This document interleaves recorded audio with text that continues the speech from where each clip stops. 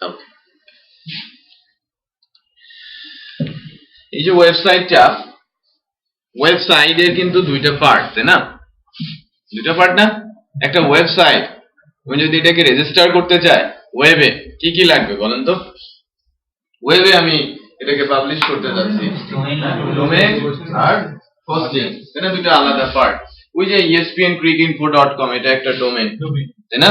এই নামটা কিনতে হয় বলতে কি রেজিস্ট্রেশন করতে হয় অ্যানুয়ালি, তাই না? তো আপনি 1 বছরের জন্য করতে পারেন, অনেক বছরের জন্য করতে পারেন, মিনিমাম 1 বছরের রেজিস্ট্রেশন পিরিয়ড। আর হোস্টিং বলে একটা কথা আছে, যেখানে অ্যাকচুয়ালি কোড রাখা হয়, হ্যাঁ, কোড যেখানে রাখা হয় সেটাকে বলা হচ্ছে হোস্টিং সার্ভার। এই দুইটা বিষয় কিন্তু পারচেজ করতে হয়, দুইটাই অ্যানুয়াল। আবার অনেকেই হয়তো হোস্টিং এর যে বিষয়টা, এটা হচ্ছে একেবারে নির্ভর করে একেবারে প্রোভাইডারের উপরে, যে প্রোভাইডার যদি বলে যে 3 মাস পর পর রিনিউয়াল লাগবে, অথবা 3 মাসের সার্ভিস আপনি কিনতে পারেন, 6 মাসের সার্ভিস কিনতে পারেন, 1 বছরের সার্ভিস কিনতে পারেন, সেটা পুরোপুরি নির্ভর করে তার উপর। বাট ডোমেইনটা মিনিমাম 1 বছরের রেজিস্ট্রেশন পিরিয়ড থাকতে হয়। এটা ডোমেইন সার্ভার থেকে পারচেজ করতে হয়। আর হোস্টিং সার্ভার কিনে নিয়ে যেখানে কোড রাখতে হয়, দুজনের মধ্যে রিলেশন করে দিলে একটা ওয়েবসাইট বা ওয়েব অ্যাপ্লিকেশন আসে। বাট আমরা ইনস্ট্রাকশন যখন পাঠাই, ওই ইনস্ট্রাকশনটা কিন্তু যায় এভাবে, আমাদের ব্রাউজার যখন ওই ডোমেইনের কাছে রিকোয়েস্ট করে, রাইট, এটা কিন্তু পাস হয় এর মাধ্যমে HTTP, এটা একটা protocol, okay, data transfer protocol, hypertext transfer protocol. So এই প্রোটোকলটাই কিন্তু ডাটাটা আমি যা লিখেছি, এন্টার প্রেস করছি, গোল গোল হচ্ছে, তাই না? এই ইনস্ট্রাকশনটা সে পাঠাচ্ছে প্রথমে ডোমেইন সার্ভারের কাছে। ডোমেইন যদি এক্সিস্ট করে, সেটা যাচ্ছে রিসেলার সার্ভারের কাছে, ডোমেইন রিসেলার সার্ভারের কাছে। ডোমেইন রিসেলার সার্ভারের মধ্যে বলা আছে যে কোথায় কোডটা হোস্ট করা আছে, হোস্টিং সার্ভারে। হোস্ট থেকে ডাটাটা, কোডটা এক্সিকিউট হয়ে আবার সে রিটার্ন করে নিয়ে আসে আমার ব্রাউজার ফার্স্ট টাইম। হ্যাঁ, HTTP পরে এখন মানে আগে তো HTTP ইউজ করা হতো, এরপরে এখন এস না, HTTP ও আছে, HTTPS ও আছে, এবং এটা অনেক আগে থেকে আছে। এস হচ্ছে সিকিউর প্রোটোকল, ওটার উপরে আলোচনা আছে। HTTPS হচ্ছে হাইপারটেক্সট ট্রান্সফার প্রোটোকল, সিকিউর। হ্যাঁ, তো বিষয়টা কি হচ্ছে, প্রথমে ডোমেইন সার্ভারে যাচ্ছে, ডোমেইন চেক করার পর ডোমেইন রিসেলারের কাছে যাচ্ছে, রিসেলার চেক করার পর যাচ্ছে হোস্টিং সার্ভারে, সেখান থেকে কোড এক্সিকিউট হয়ে আমার ব্রাউজারে। এইজন্য যখন কোনো ওয়েবসাইট ফার্স্ট টাইম ব্রাউজারে খোলা হয়, তখন লোড হতে একটু সময় লাগে। পরবর্তীবার কমিউনিকেশনটা হয় ডিরেক্ট হোস্টিং সার্ভারের সাথে, তাই না? কারণ আমার ডোমেইনটা তো চেক করা হয়ে গেছে যে ডোমেইনটা এক্সিস্ট করে কিনা। সে আর ডোমেইন সার্ভারেও যায় না, ডোমেইন রিসেলারের কাছেও যায় না, সে ডিরেক্ট পয়েন্ট করে কাকে? হোস্টিং সার্ভারকে। তখন ওখানে শুধু কোড পার্স হয় এবং ব্রাউজারে আসে। এখন কোড কিভাবে ডাটাগুলো আসে? আমার ব্রাউজারে যদি, আমার ওয়েবসাইটে যদি হয় টোটালি স্ট্যাটিক, তাই না, যেখানে শুধু কোড আছে HTML এর আর CSS এর, সাথে যদি জাভাস্ক্রিপ্ট থাকে জাভাস্ক্রিপ্টের, সেগুলো কোনোটাই কিন্তু সার্ভারের মধ্যে এক্সিকিউট হয় না, রাইট? HTML, CSS এবং জাভাস্ক্রিপ্ট সবই এক্সিকিউট হয় ক্লায়েন্ট মেশিনের ব্রাউজারে। তার মানে হাইপারটেক্সট ট্রান্সফার প্রোটোকল সব কোডগুলোকেই তুলে নিয়ে আসে, এবং ব্রাউজারে যখনই এসে কোডগুলোকে দেয়, এই ব্রাউজার কোডগুলোকে চিনতে পারে এবং আউটপুট রিটার্ন করে। HTML, CSS এবং জাভাস্ক্রিপ্ট, এই তিনটা ল্যাঙ্গুয়েজের সার্ভার কে তাহলে আমার ব্রাউজার। আমার মেশিনে যতগুলো ব্রাউজার আছে, সবগুলো ব্রাউজারই এই তিনটা ল্যাঙ্গুয়েজকে পড়তে পারে। বুঝতে পেরেছি? হ্যাঁ, ওকে। তাহলে আমি যদি কোনো HTML এর কোড লিখি, তার জন্য আলাদা কোনো সার্ভারের দরকার পড়বে এক্সিকিউট করার? দরকার পড়বে না, রাইট? HTML, CSS কোড লিখলে কোনো সার্ভারের দরকার পড়বে না। HTML, CSS, জাভাস্ক্রিপ্ট এর কোড লিখলে কোনো সার্ভারের দরকার পড়বে না। বাট যখনই আমি PHP এর কোড লিখবো, তখন তার জন্য সার্ভারের দরকার। লোকাল মেশিনে আমরা সার্ভারটা তখন তৈরি করে নিব। বাট আপাতত আমাদের কি সার্ভারের দরকার আছে? নেই, কারণ এই কোডগুলো আউটপুট দেখাবে কে? ব্রাউজার নিজেই। সো ওই ল্যাঙ্গুয়েজ গুলো এই ব্রাউজার গুলোর মেমোরিতে লেখা আছে, রাখা আছে, যে আমি যদি কোডটা এই ফরম্যাটে লিখি, লাইক আমরা ডেভেলপাররা যখন কোড লিখবো, ওটা ফাইলের যদি এক্সটেনশন অ্যাপ্রোপ্রিয়েট এক্সটেনশন হয়, আমি যদি ডাবল ক্লিক করি ওটা ব্রাউজারে ওপেন হবে, কোডগুলো ব্রাউজার চিনবে এবং তার রুলস অনুযায়ী আউটপুট শো করলে আমার স্ট্রাকচার যা আমি করতে চেয়েছি সেটা দেখতে পাবো। ঠিক আছে? সো HTML ল্যাঙ্গুয়েজ, CSS এবং জাভাস্ক্রিপ্ট তিনজনের জন্যই সার্ভার হিসেবে কাজ করছে কে? সকল ব্রাউজার। ঠিক আছে? তো আমাদের আপাতত কোনো সার্ভারের দরকার নেই, আমাদের মেশিনে অ্যাটলিস্ট একটা ব্রাউজার থাকলে যথেষ্ট। এখন যখন বলছি আমি ল্যাঙ্গুয়েজ যখন আমি বলছি তখন তাদের অবশ্যই একটা সিনট্যাক্স আছে, তাই না? সিনট্যাক্স ছাড়া কি কোনো প্রোগ্রামিং ল্যাঙ্গুয়েজ হবে? প্রোগ্রামিং ল্যাঙ্গুয়েজ এমন একটা বিষয় যে একটা নলেজ বেস তৈরি করবে, রাইট? নলেজ বেস তৈরি করবে, আমি যে ইনস্ট্রাকশন দিব সেই ইনস্ট্রাকশন অনুযায়ী সে তার আউটপুট দেখাবে, তাই না? কোডিং এর মাধ্যমে যে ইনস্ট্রাকশন দিব ওই ইনস্ট্রাকশনটা ফলো করে সে আউটপুট রিটার্ন করবে, এটাই হচ্ছে কি প্রোগ্রামিং। বাট প্রোগ্রামিং ল্যাঙ্গুয়েজ গুলোর মধ্যে ডিফারেন্স আছে এখানে যে নলেজ বেসটা কি ইন্টেলিজেন্স সে নিজে নিজেই এক্সিকিউট করতে মানে তৈরি করতে পারছে কিনা, আর্টিফিশিয়াল কিনা তার নলেজ বেসটা। আর্টিফিশিয়াল ইন্টেলিজেন্স বলে একটা বিষয় আছে যে সে নিজে নিজেও অনেক কিছু সে ধারণা করে নিতে পারে, রাইট? সে নিজে নিজেই কোনো কিছু ক্যালকুলেশন করতে পারে। আবার কিছু ল্যাঙ্গুয়েজ আছে যার এ ধরনের কোনো জ্ঞান বুদ্ধি নেই, তাই না? যে জ্ঞানী মানুষ বলা হয় কাদের? যারা লেখাপড়া জানে। আর যারা লেখাপড়া জানে না তাদেরকে বলা হয় কি মূর্খ, তাই না? একদম সলিড ওয়ার্ড আমি বলেছি। তো জ্ঞানী মানুষ কি করতে পারে? নতুন নতুন বিষয় চিন্তা করতে পারে। যদিও যারা লেখাপড়া জানে না তারাও কিন্তু অনেক বিষয়ে ডিসিশন নিতে পারে। বাট এই যে পড়াশোনার বিষয়, যে লাইক আমি যদি কাউকে বলি যে সে যখন লেখাপড়া জানে না, আমি যদি তাকে বলি যে এটা কি, সে বলতে পারবে? আমি যদি বলি যে এটা কি হবে, এর অপোজিটে আপনি কিছু একটা লিখেন, সে কিছু না লিখতে পারলে সে হয়তো এরকমই লিখবে দেখে দেখে, রাইট? এটা হওয়া স্বাভাবিক, তাই না? সে তো জানে না বিষয়টা, বোঝেও না বিষয়টা, সে কিভাবে সেটাকে কি করবে তো বুঝতেও পারবে না, তাই না? সে হয়তো এরকমই লিখে দেবে, রাইট? HTML ঠিক এরকমই একটা বিষয়, এরকমই একটা ল্যাঙ্গুয়েজ, তার এক্সট্রা কোনো বুদ্ধি নেই, সে নিজে থেকে ক্রিয়েট করে নিয়েছে, তাকে যা বলা হচ্ছে ঠিক ততটুকুই সে করতে পারছে।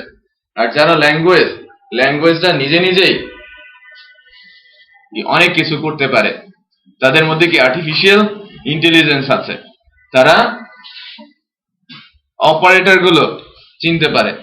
যারা অপারেটর চিনতে পারে, তাই না, তারাই কি জ্ঞানী মানুষ, তাই না?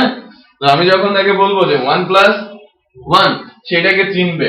যিনি লেখাপড়া জানেন না তিনি এই সাইনটা চিনেন না, বাট যিনি লেখাপড়া জানেন তিনি কিন্তু এই সাইনটা চিনেন, এবং এইটাকে এটা যে এটা এক সেটা সে বুঝবে, আর দুটোকে যোগ করতে হবে সেটাও সে জানে, এবং সে আউটপুটটা এভাবে লিখবে না, লিখবে, তাই না? সে নতুন কিছু তৈরি করলো না, নতুন কিছু তৈরি করলো। তো প্রোগ্রামিং ল্যাঙ্গুয়েজ কোন একটা কোডকে আউটপুট ডিফারেন্ট আকারে দিতে পারে, কারণ তার আর্টিফিশিয়াল ইন্টেলিজেন্স আছে, সে ক্যালকুলেশন জানে। বাট HTML তাকে যেভাবে বলা আছে তার মেমোরিতে ঠিক সেভাবেই রেসপন্স করবে, যা বলা আছে সে এক্সট্রা কিছু করবে না। তাকে বলা আছে এরকম,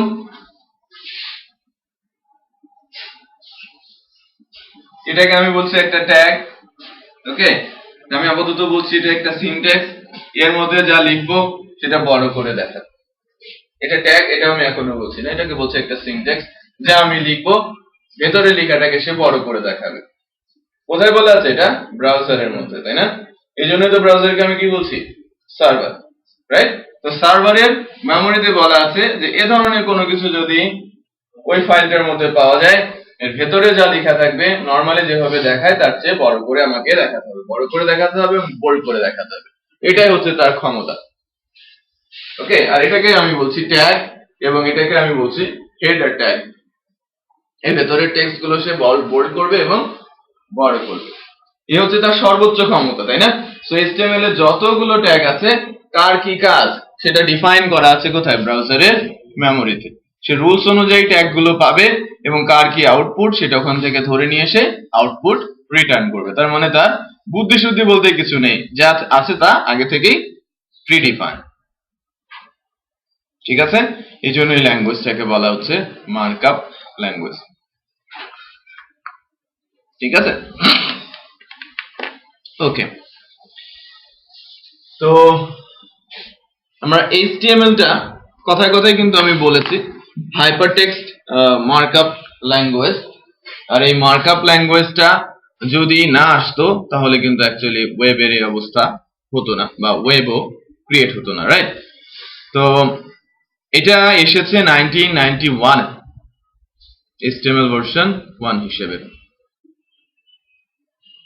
তো ফার্স্ট HTML ভার্সনে ঠিক তেমন কিছু ছিল না, টেক্সটকে কালার করা যেত, টেক্সটের ব্যাকগ্রাউন্ড দেওয়া যেত, এটাই ছিল তার কি মানে কাজ ফার্স্ট।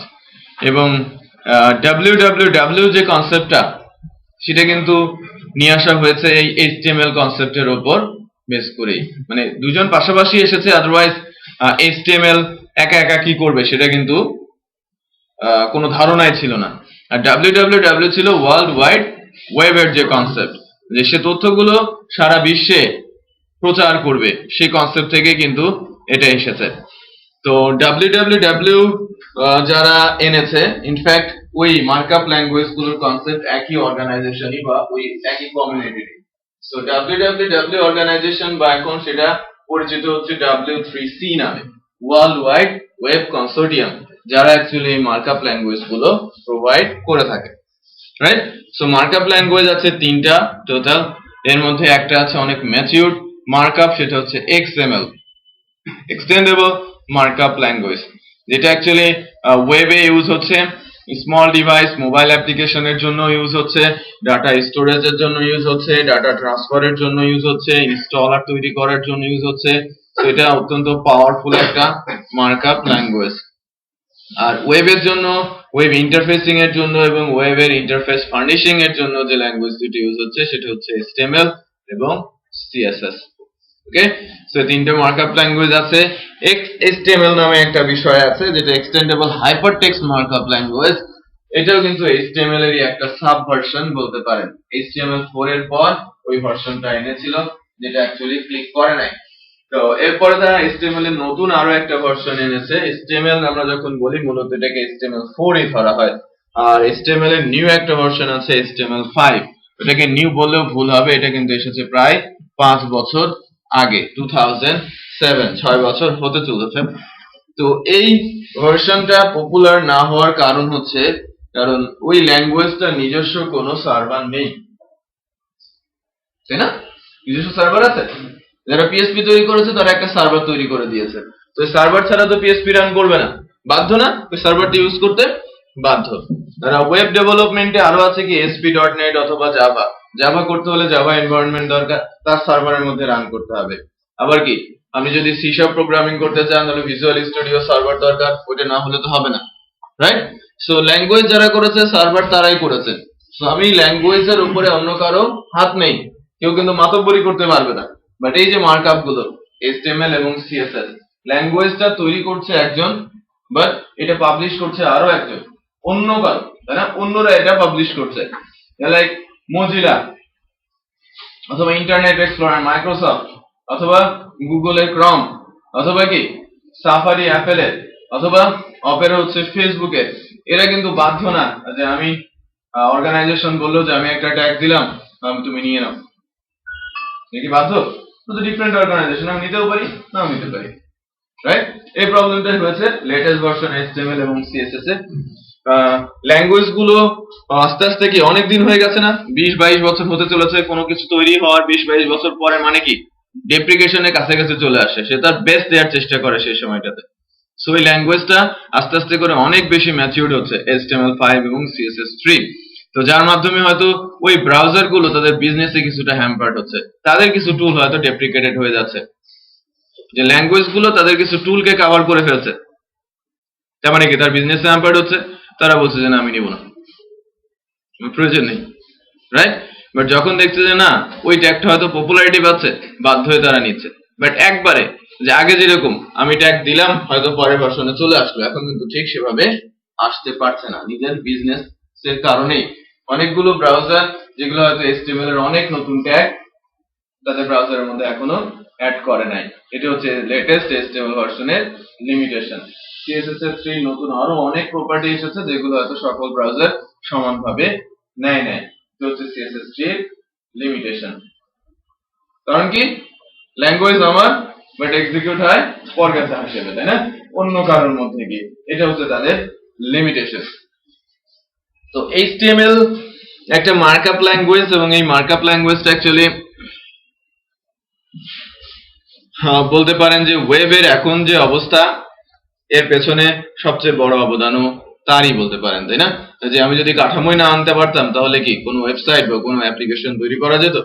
পসিবল ছিল না। কোনো সফটওয়্যার কেউ কি প্রোগ্রাম করে করে করতে পারবে, ইউজ করতে পারবে, যেটা হয়তো 90-তে অথবা তারও আগে পাঞ্চ কার্ড ইউজ করে অথবা প্রোগ্রামিং শেল কোডিং লিখে লিখে অথবা ডস প্রোগ্রামিং করে করে অ্যাপ্লিকেশন বা ডিভাইস ইউজ করতে হতো? যে লাইক আমি কোনো ডাটা পড়াবো, আমার এত বড় একটা ডিস্ক আছে, আমাদের টিচারদের কাছ থেকে শুনেছি ওই ডাটা রিড করে একটা স্টোরেজে রাখতে হবে। তো ডিস্কটা আমি ঢুকিয়ে দিলাম, তারপর হয়তো আমি একটা কমান্ড লিখলাম ব্রাউজ বোর্ডে, কমান্ড লিখে আমি হয়তো বসে আছি, ঘন্টার পর ঘন্টা লাগছে কয়েক কিলোবাইট ডাটা আমার ডিস্ক থেকে রিড করে হার্ড ডিস্কে রাইট করে রাখে। এবং সেখানে হয়তো ডস বোর্ডে অনেক কমান্ডটাকে এক্সিকিউট করতে হচ্ছে। সো ওই সময়টা বিষয়টা কি অনেক বেশি জটিল ছিল না? অনেক বেশি জটিল ছিল। আর এখন সফটওয়্যার, তারপর আস্তে আস্তে কি সফটওয়্যার এনভায়রনমেন্ট এসেছে, সফটওয়্যার ইউজ করে আমরা খুব সহজে সেটা ইউজ করতে পারছি। সো আমরা কম্পিউটার বা এই ডিভাইসটা আমাদের কাছাকাছি আসার পেছনে সবচেয়ে বড় অবদান কার? মাইক্রোসফটের, রাইট?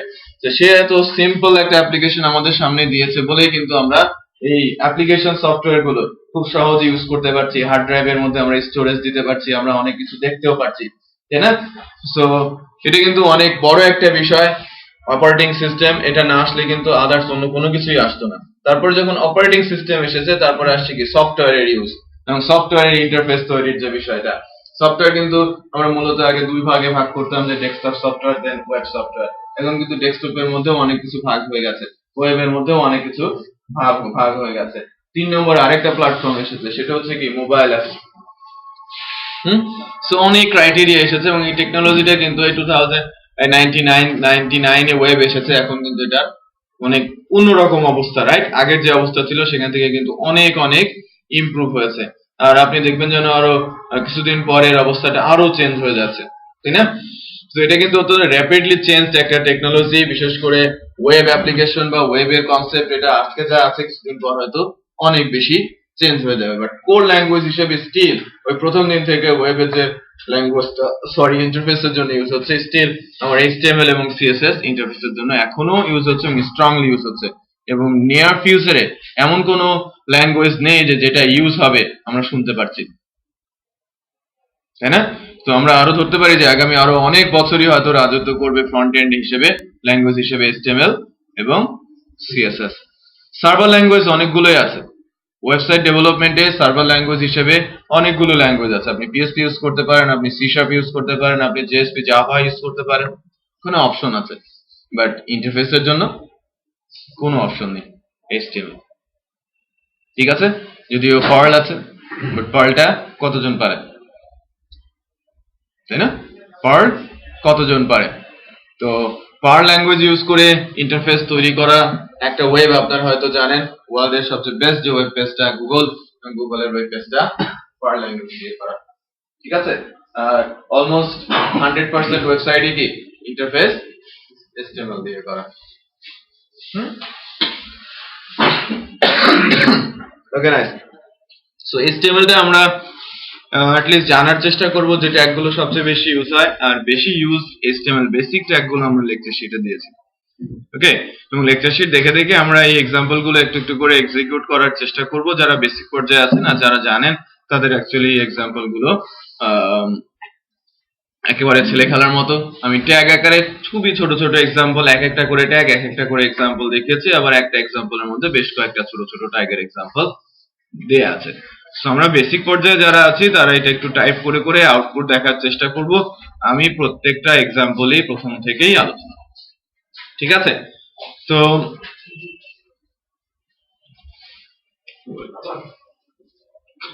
এই একটা কোশ্চেন, গুগল পারলে গেল কেন HTML বাদ দিয়ে? ডিজাইন ভিউ নেই বোধহয়। না, এর কোনো ডিজাইন ভিউ নাই। অ্যাডভান্টেজ থাকলে কিছুটা ডিসঅ্যাডভান্টেজও আছে। এর কোনো ডিজাইন ভিউ নেই, ডিজাইন ভিউটা আমরা ব্রাউজ করে দেখে নিব। আর যেটা করা যায় একটা প্লে বাটন হুম, তো আমরা এই যে যখন HTML এর কোডিং করব তখন একটা কাজ করব, ইনফ্যাক্ট সেটা হচ্ছে যে আমরা আমাদের মেশিনের যে কোনো ফোল্ডারে একটা যে কোনো ড্রাইভে ইনফ্যাক্ট একটা ফোল্ডার তৈরি করব। আমি ডি ড্রাইভে একটা ফোল্ডার তৈরি করছি। সবাই আপনাদের মেশিনে যে কোনো একটা ড্রাইভে নিজেদের নামে অথবা কোর্সের নামে একটা ফোল্ডার তৈরি করেন। আমি কোর্সের নামে তৈরি করছি, বেসিক টু CI জানুয়ারি 13 নামে একটা ফোল্ডার করলাম। সো একটু মনে রাখার চেষ্টা করেন, এবং এটা আমি ভিডিওতেও দিয়ে দিচ্ছি ইচ্ছে করেই। তো এই ফোল্ডারটা আমরা অ্যাকচুয়ালি নেটবিনসে যখন কাজ করতে যাব ইন্ডিভিজুয়াল এক্সাম্পল আকারে না, একটা প্রজেক্ট আকারে নিয়ে কাজ করতে হয়। তার মানে ওই ফোল্ডারটা আমি অ্যাটাচ করে যখনই কোনো ফাইল তৈরি করব অটোমেটিক ওই ফোল্ডারের মধ্যেই আমার ফাইলটা তৈরি হবে। কোড করব এখানে আর এক্সাম্পল আউটপুট দেখব ওই ফোল্ডারে গিয়ে গিয়ে। ওকে, সো এই যে প্লাস সাইনের যে বাটনটা আছে এটা আমরা একটু প্রেস করব ফার্স্টে, দেন PHP অ্যাপ্লিকেশন। ওকে, আমি আবারও ব্যাক করছি, প্লাস সাইন প্রেস করে PHP application, next button press করব, দেন আমি ব্রাউজ করে দেখিয়ে দিব আমার ওই ফোল্ডারটা যেটা আমি কিছুক্ষণ আগে আমার মেশিনের ডি ড্রাইভে করেছি। দেখেন PHP basic to CI, PHP basic to CI জানুয়ারি 13 এটা আমি একটা ফোল্ডার করেছি। এই ফোল্ডারটা পুরোটা কপি করে এখানে পেস্ট করে দিব। ওকে, আমার ফোল্ডারের নাম যা আর এই লেফট সাইডে যা ডিসপ্লে করবে তাও একই নামে। হ্যাঁ, দেন ফিনিশ বাটনটা প্রেস করে দিব। দেখবেন যেন এটা একটা প্রজেক্ট মোড নিয়ে আমার এখানে লেফট সাইডে চলে আসে। এই যে দেখেন, এগুলো আমার সবই প্রজেক্ট লেফট সাইডে। এই প্রজেক্ট মেশিনের মধ্যে অনেকগুলো কোর্স করা, অনেক প্রজেক্ট করা, সার্ভার প্রজেক্ট আছে এখানে। আর প্রজেক্টের নাম কি? PHP বেসিক টু CI জানুয়ারি 13। এখন সোর্স ফোল্ডার থেকে এর মধ্যেই আমরা কোড লিখব, ঠিক আছে? আর আমাদের ড্রাইভে যে ফোল্ডারটা করেছিলাম একটু খেয়াল করে দেখেন, এর মধ্যে একটা নেটবিনস NB প্রজেক্ট নামে ফোল্ডার তৈরি হয়েছে। এটা অ্যাকচুয়ালি এই ফোল্ডারের সাথে আমার নেটবিনস এর রিলেশন এস্টাবলিশ করবে। ওকে, এই ফোল্ডারটা আমরা কখনো রিমুভ করব না, ঠিক আছে? এখন আমরা একটা এক্সাম্পল করার চেষ্টা করছি যে ফাইলে রাইট ক্লিক করলে এই জায়গাটাতে ধরে রাইট ক্লিক করলে আমরা একটা ফোল্ডার অনেক কিছু পাচ্ছি, তাই না? সো আমি প্রথমে একটা ফোল্ডার নিয়ে নিচ্ছি এবং বলছি ডে 01, দেন ফিনিশ। আমি এখানে ডে 01 নামে একটা ফোল্ডার নিলাম। এরপর রাইট ক্লিক করে আমি একটা HTML ফাইল নিয়েছি, HTML ফাইল, এবং আমি যদি বলি যে লাইক ফাইলের নাম ইন্ডেক্স, এটা অটোমেটিক কি হলো, এই ফাইলের পেছনে HTML বসে গেল। সো HTML ফাইলের এক্সটেনশন কি? .html। হ্যাঁ, ফাইলের নাম ইন্ডেক্স আর ফাইলের এক্সটেনশন .html। অলওয়েজ যখন আমরা HTML ফাইল নিব ফাইলের এক্সটেনশন হবে .html। আর এই যে কোডটুকু এসেছে কিছুক্ষণ আগে আমি আপনাদের সিনট্যাক্স লিখতে বলেছিলাম না, এটা হচ্ছে HTML এর প্রপার সিনট্যাক্স। ওকে, সো আমি প্রত্যেকটা সিনট্যাক্স আমি ধরে ধরে আলোচনা করব, এবং এটা আবারও বলছি আমি নেক্সট ক্লাসে আজকে করব না, ইচ্ছে করেই, ঠিক আছে? সো এই যে এক্সাম্পলটা, এই এক্সাম্পলটা যখন আমার একটা ফাইল তৈরি হয়ে গেল, অ্যাট লিস্ট কিছু না কিছু এখানে লেখা আছে, তাই না, বডির মধ্যে, রাইট? আর এটাকে আমি বলছি HTML, এবং HTML টা হচ্ছে ট্যাগ বেসড ল্যাঙ্গুয়েজ। প্রত্যেকটা ট্যাগের স্টার্টিং এবং ক্লোজিং আছে, খেয়াল করেছেন? যে প্রত্যেকটাকে আমি বলছি HTML এর ট্যাগ, এবং প্রত্যেকটা ট্যাগের আমার কি আছে, স্টার্টিং আছে এবং ক্লোজিং আছে। কিছু কিছু ট্যাগের ক্লোজিং নাই, লাইক যে মেটা নাম দেখা যাচ্ছে, এটা কি সেটা আলোচনায় আসবে। বডির মধ্যে বডি ক্লোজিং আছে। আর এই যে টেক্সটটা দেখতে পাচ্ছেন, এই বডি এর মধ্যে যা লেখা হবে সেটা অ্যাকচুয়ালি আমার ব্রাউজারের এই হোয়াইট রেঞ্জের মধ্যে আসবে। এখানে আরেকবার একটু দেখেন যে প্রসেসটা ফোল্ডার ক্রিয়েট করার এটা ফোল্ডার গুলো আমি কি সোর্সের মধ্যে কোনো ফোল্ডার করব আর প্রজেক্টটা পুরো প্রজেক্টটা আমরা যেটা প্রথম থেকে আমরা যেটা করব আর কি ওটা আমরা রিপোর্টটা পাচ্ছি না। আচ্ছা ফোল্ডারটা তৈরি করা হয়েছে এরপরে ওটাকে কি করবে ফোল্ডারটা তৈরি করা হয়েছে এরপরে আর কিভাবে করবেন এই তো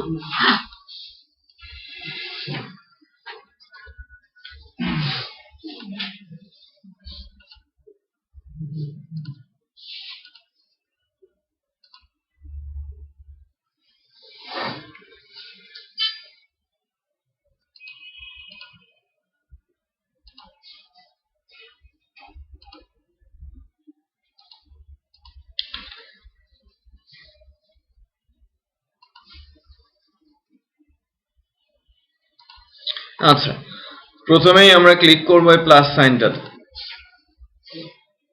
আমাদের তো ফোল্ডার তৈরি করা আছে তাই না তারপরে আমরা অ্যাপ্লিকেশন সিলেক্ট করে নেক্সট এরপরে আমি ব্রাউজ বাটন প্রেস করব ঠিক আছে আমার যেখানে ফোল্ডারটা করেছি সেখানে সেই ফোল্ডারটার সঙ্গে আমি এটাকে অ্যাড করে দেব এই যে দিস এই ফোল্ডারটা তাই না এটা তৈরি করেছিলাম না ডি ড্রাইভে রাইট ডি ড্রাইভের এই ফোল্ডারটা তৈরি করেছিলাম এরপর ওপেন চলে আসলো এই ফোল্ডারটাকে কপি করব ফাইলটার নাম দেন প্রজেক্ট নেমের এখানে পেস্ট করে দিব ঠিক আছে দেন ফিনিশ সোর্সগুলোতে আমার প্রজেক্ট নেম ভিন্ন হলে সমস্যা নেই সমস্যা নেই বাট হয়তো আপনি না ভুলে যেতে পারেন হ্যাঁ ভুলে যেতে পারি আচ্ছা এবার পেরেছি না সবাই Good. এবার সোর্সের মধ্যে রাইট ক্লিক করে নতুন একটা ফোল্ডার নিয়ে নিব আমি বলছি ডে 01 আচ্ছা ডে 1 এর মধ্যে একটা রাইট ক্লিক করে HTML ফাইল নিয়ে নিব দেখো আমি বলছি ইনডেক্স আমার ইনডেক্সটা চলে আসলো উপরের এই কোডটুকু আপনারা রিমুভ করে দেবেন প্রথমে এই যে বডির মধ্যে যা দেখা যাচ্ছে সেটা অ্যাকচুয়ালি আমার এই নিউ ট্যাবের এই যে হোয়াইট রেঞ্জ গুলোর মধ্যে যা আসে সেটা দেখা যায় তাই না তো এখন যদি আমরা পিএসপি বেসিকের এখান থেকে ডে 1 এ গিয়ে যাই দেখি ইনডেক্স নামে ফাইল পাচ্ছি এবং এটা HTML ফাইল হওয়াতে একটা ব্রাউজারের সাইন চলে আসে আমি যদি এখানে ক্লিক করি ওটা আমার এখানে আউটপুট আসবে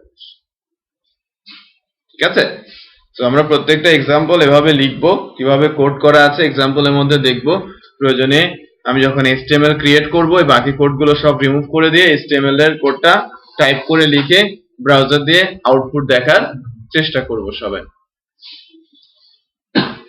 এখানে একটা ফোল্ডার করে দেবেন নেটবিনস সফটওয়্যারটা এর মধ্যে দিয়ে দেবেন ডে 1 এ ঠিক আছে আর কিভাবে ইউজ করতে হয় সেটা একটু দেখিয়ে দেবেন ওকে সো আমি লেকচার শীট 1 এর সকল एग्जांपल স্টেপ বাই স্টেপ আলোচনা করব একটু প্রিপেয়ার্ড হওয়ার জন্য আমি একটু সময় দিচ্ছি আর লেকচার শীটটা একবার টাইপ করবেন যারা বেসিক পর্যায়ে আছেন আর যারা জানেন তাদেরকে আমি বলবো যে যারা HTML CSS জানি এবং ভালো HTML CSS করতে পারছি কয়েকজন আমি দেখেছি ডিজাইনার আছে তাদের কাছে প্রবলেমটা একেবারে সিম্পল বিষয় তারা W3 স্কুলস থেকে PHP বেসিক সিনট্যাক্স গুলো দেখা শুরু করবেন W3 স্কুলস থেকে PHP বেসিক সিনট্যাক্স গুলো দেখা শুরু করবেন PHP এবং জাভাস্ক্রিপ্ট এর ঠিক আছে বোঝেন আর না বোঝেন সিনট্যাক্স গুলো দেখেন একটু চোখে দেখা থাকলে যখন আমি বলবো তখন মনে হবে যেন পরিচিত তাই না ওকে একটু দেখার এবং একটু পড়ার চেষ্টা করেন আমি একটু ফরম্যাটেড ওয়েতে যাওয়ার চেষ্টা করব কোন স্টেপের পর কোন স্টেপে আগাতে হবে আমরা যদি রুলস অনুযায়ী ফলো করি আই থিং সমস্যা হওয়ার কথা না ঠিক আছে আর যাদের अवेलेबल টাইম আছে তাদের अवेलेबल টাইমটা থাকবে না ওকে ইউজ করতে হবে অনেক কাজ আছে অনেক কিছু আছে শেখার তো আপাতত কনসেন্ট্রেট করবেন যারা HTML বেসিক থেকে আছেন W3 স্কুলস এর HTML ট্র্যাকে HTML বেসিক HTML অথবা HTML5 ট্যাগ সিনট্যাক্স দেখা শুরু করবেন আমি লেকচার শীট অনুযায়ী আগাবো এবং নতুন নতুন লেকচার শীট আসবে সেই অনুযায়ী প্রত্যেকদিন লেকচার শীটের एग्जांपल গুলো এক্সিকিউশন এবং নতুন নতুন एग्जांपल আমি এক্সিকিউট করে ট্যাগ গুলো শেখানোর চেষ্টা করব ওকে সো